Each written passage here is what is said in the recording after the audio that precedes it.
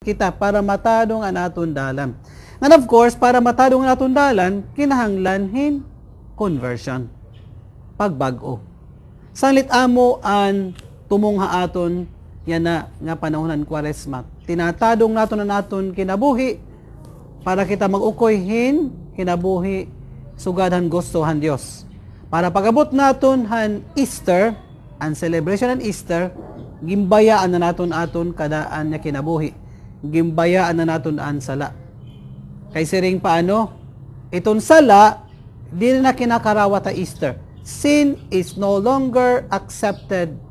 Sin is no longer welcome during Easter time.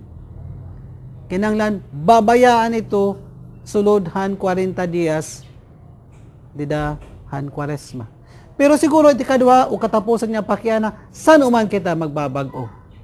Saan uman kita magbabasol? So ito, baton, maaram na kita nga tanan. We have to change now. May mga tao nga nasiring, Padre, magbabago na adako kung baga maaram na ako nga mamamatay na ako. O siguro magbabago na la ako adako kung baga lagas na ako. Kaya na, bata pa ako, pa-enjoy agad man akot akon kinabuhi.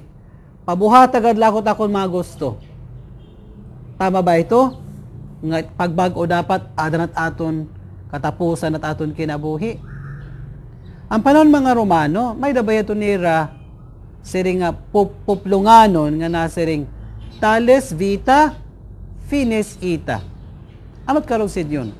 Kung ano ang aton klase ng kinabuhi yan na amo gyapon it klase aton kamatayon.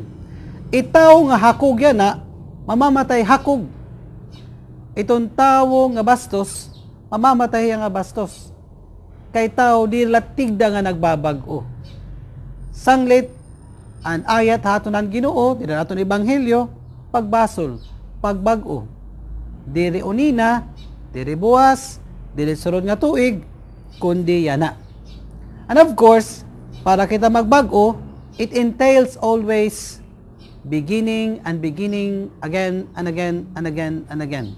Dili kita angay kapuyo ning pagtikang naliwat. Kaya that is conversion. We need to start every day. Kaya ano man, because we don't always succeed.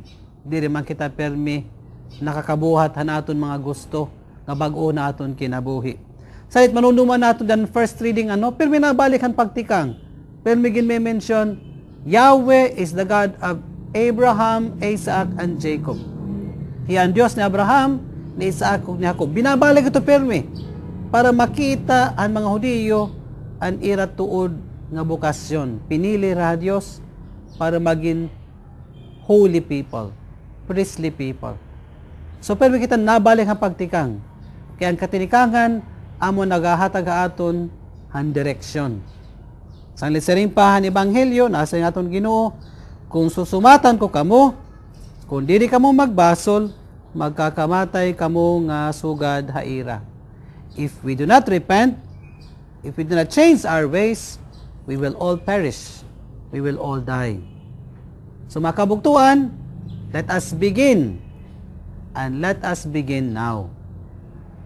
Sanglit, inatuntay ining aton pagselebrarhan Kwaresma, maging mahinungdanon para aton nga tanan. Labinahin bag-o nga kinabuhi. Kinabuhi nga mas maurupay, kinabuhi nga mas naangayhin mga anak sa Dios. Makabugtuan, maupay nga Domingo haaton nga tanan.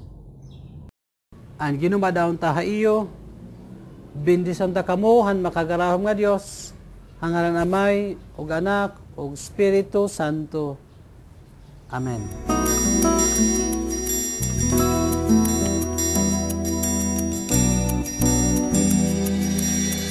Sometimes I realize when I gaze in the skies, this spinning world is not my home. A place of mystery, a land of